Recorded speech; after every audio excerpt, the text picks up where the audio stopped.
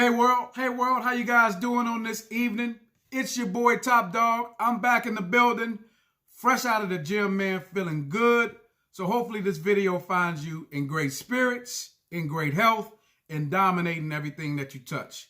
For those of you that are returning to the channel, we certainly appreciate you guys. Continue to like, share, comment, hit the notifications buzzer.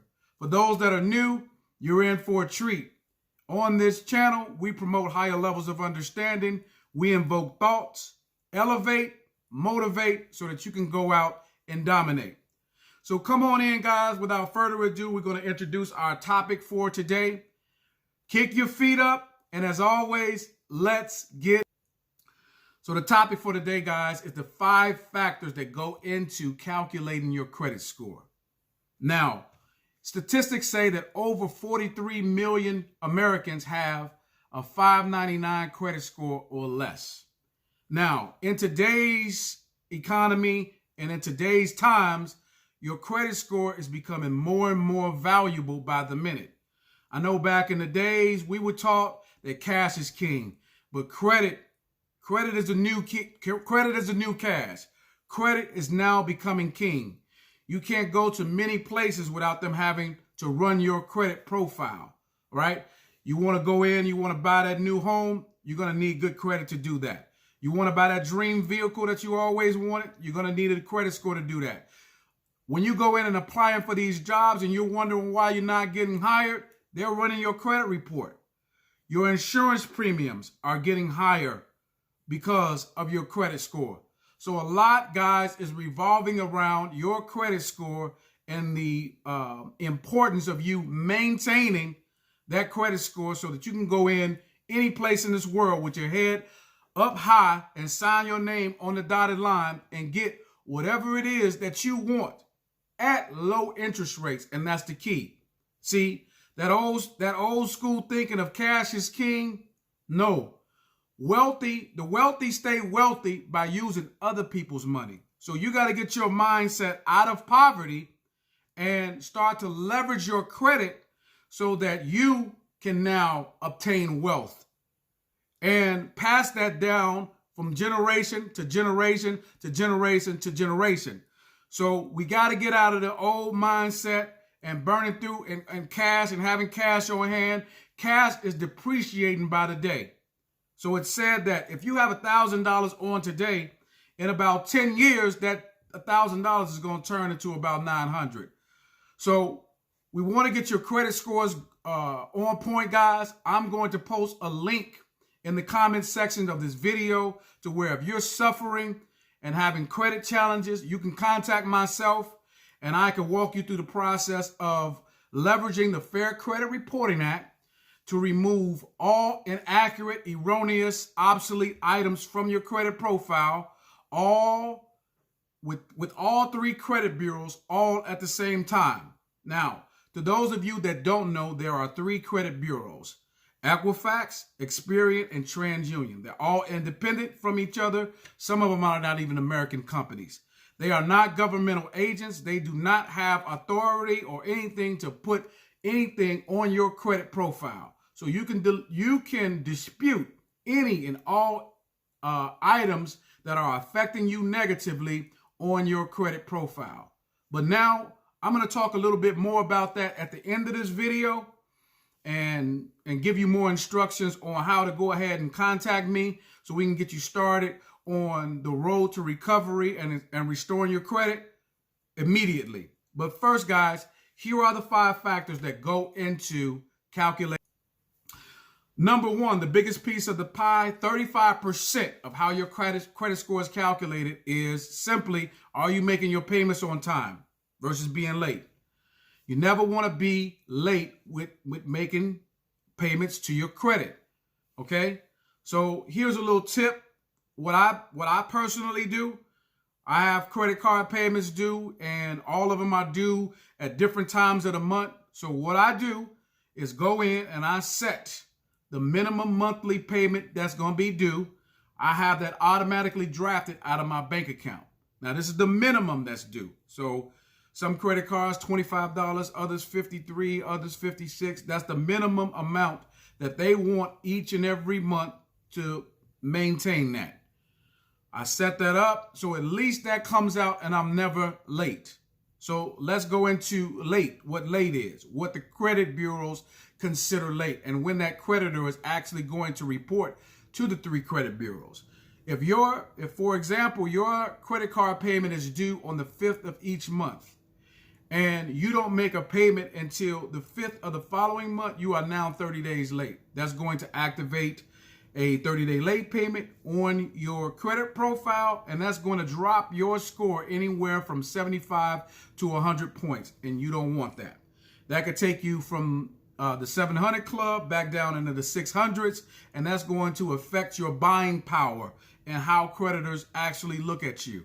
You know, they're going to charge, they'll still give you, they'll still do business with you, but they're going to charge you higher interest rates, and you don't want that.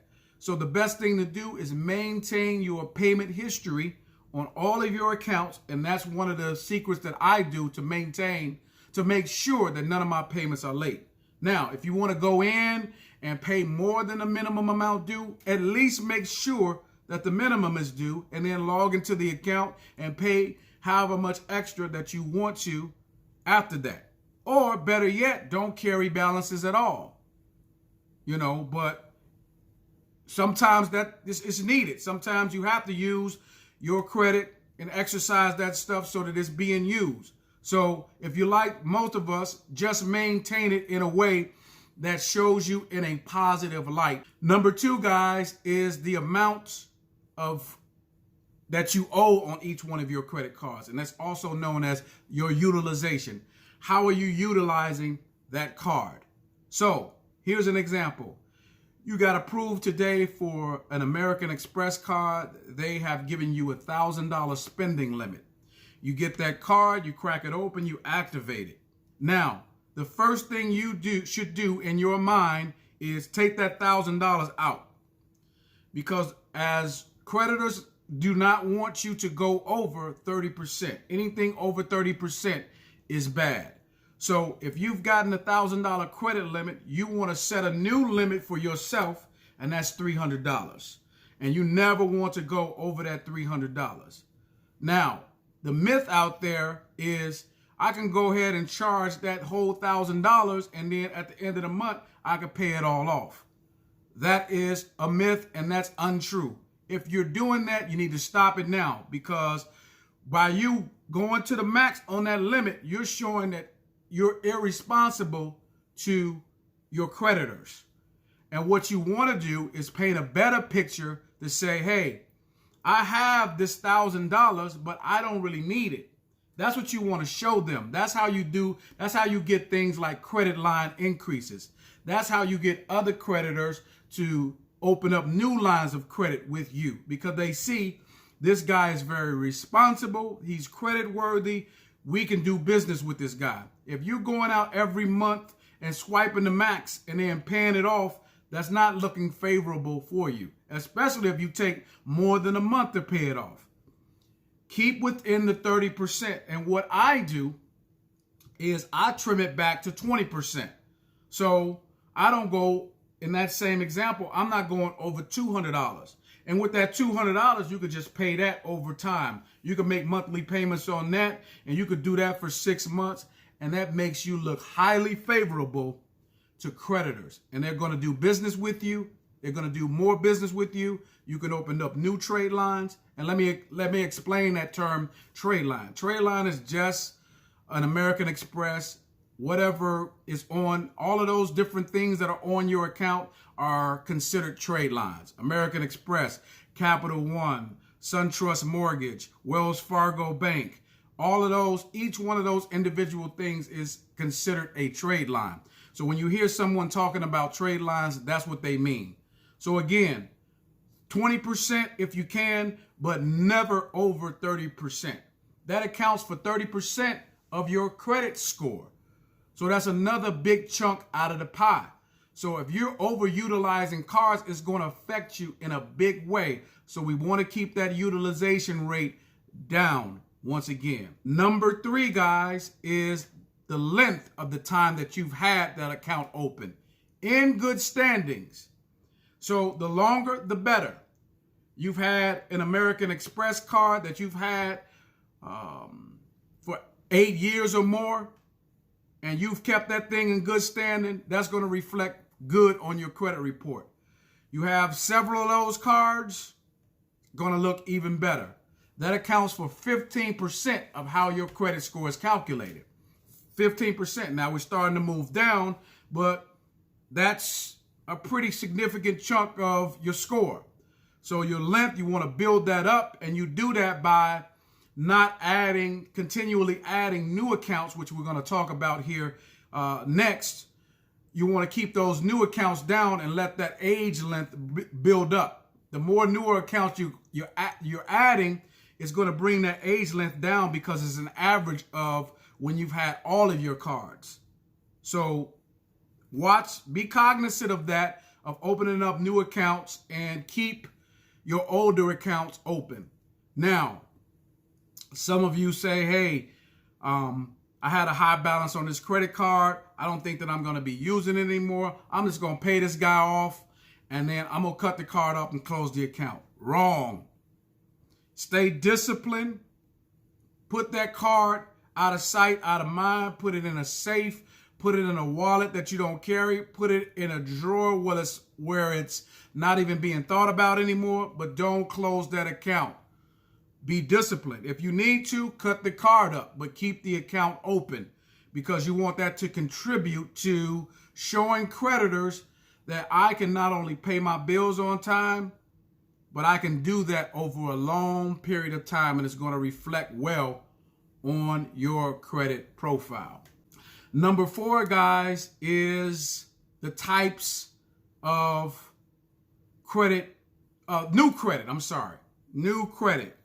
Number 4 is new credit. So, as an example, you go into Walmart and you got your stuff. You approach the checkout counter, and the young lady checking you out says, hey, if I could save you 20 or 30% off of this entire purchase if you go ahead and you apply for a Walmart card. You thinking that's a pretty good deal. I can charge my groceries, or I can charge things. I can charge whatever it is that I'm buying on credit. I can get it now and pay later. You have to be cognizant of this, because this is what we're calling new credit. Now you're adding an actual trade line to your account, and you're just opening it, and you want to be wary of that, because that accounts for 10% of how your credit score is calculated. The new inquiries. When you apply for anything, when you apply for a new credit, you go through what's known as a hard pull on your credit report, and they keep tabs of that, and it's called an inquiry. You get two or three inquiries on your credit report a year. That's okay. 6, 7, 8, 9, 10, you're going to send up a red flag to creditors, and they're going to think one of two things. Either you're desperate for credit, or something fraudulent is going on in your name. Either way, you want to stay off the radar, because creditors can deny you of a new account based off the amount of inquiries that you have. So it's only 10% of how your score is calculated. Each inquiry is usually about 4 points, but you want to stay cognizant, because you don't want to give anybody, any creditor, a reason to deny you for credit. So just watch that. Even though it's low, just watch.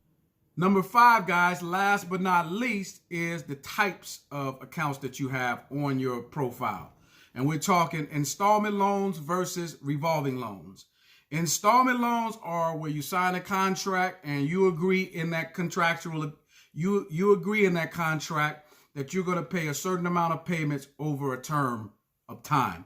So that's like your mortgages, your car notes, and things of that nature, versus your revolving accounts, which are like credit cards, where it's revolving. The amounts that you have to pay each month changes based off of the balance owed. So those, like I said, credit cards, your store charge accounts, Walmart, Target, Capital One, American Express, those are revolving. You want to have a mixture of both to show, again, responsibility, that you're responsible for both. And it looks better that you have both types of accounts mixed in there to show, again, your credit worthiness. We're talking about the end game is to look as credit worthy as possible so that you can save your cash, you can pass that down to your kids, and you can use other people's money to purchase things. And if you maintain good credit, you can venture into stuff like business credit. You can get business lines of credit. Now you can do business, right, based off of your credit worthiness. This is where we want to get to, guys. We don't want to continue to be in a rut and be in a rat race trying to live in paycheck to paycheck. We want to have disposable income so that we can now grow our portfolio into 7 streams of income, hopefully. We all want to strive for that, but multiple streams of income is the idea here, guys.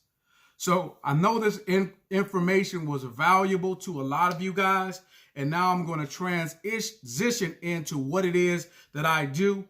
And again, the link will be in the comment section for you to go ahead and reach out to me. If you're having credit issues, again, anything that's on your report that's affecting you negatively, what we're going to do is pull your credit report. Our credit attorneys are going to look at it, and we're going to do a deep, detailed analysis of all the things that are on your credit report. And we're going to start the dispute process on all of those items with all 3 credit bureaus all at the same time.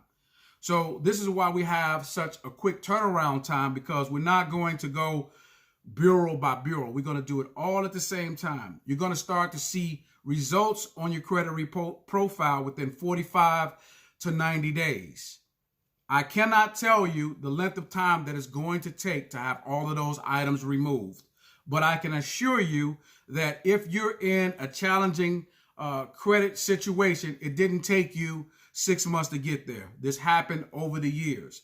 So if you give me 6 months to a year of the process, I can guarantee you that all of those items that we're fighting to get off your credit report will be removed. And we're going to put you in a position to go ahead and do whatever it is that you've been dreaming of, or whatever your goals are. You want to buy that dream house? Now we're going to put you in a position. You want to buy that car? Whatever you want to do credit-wise, you'll be able to do, and we can start you off on that process. So if you're in need of those services, if you know of anyone that are in need of those services, go ahead and click the link, guide them my way. I'll give them a free 10-minute over the phone or video chat consultation to find out whether or not I can help them or not. And if I can, we'll move forward. If I can't, I'm not into taking people's money that I cannot help. So thanks again, guys, for tuning in to the video. Continue, like, comment, share, do all of those good things. Hit that notifications button. And until the next video, guys, we'll see you guys at the top. And, before I leave, always go out and dominate. Always go out with the mindset that today is going to be better than yesterday. All right, guys, continue to have an abundance mindset. Continue to, just be the kings and the queens that you were born to be. Continue. Pull each other up. Don't tear each other down. Be builders and not wreckers. Always look to contribute and leave more in this earth than you took. All right, guys. So until next time, Top Dog, I'm out. Peace.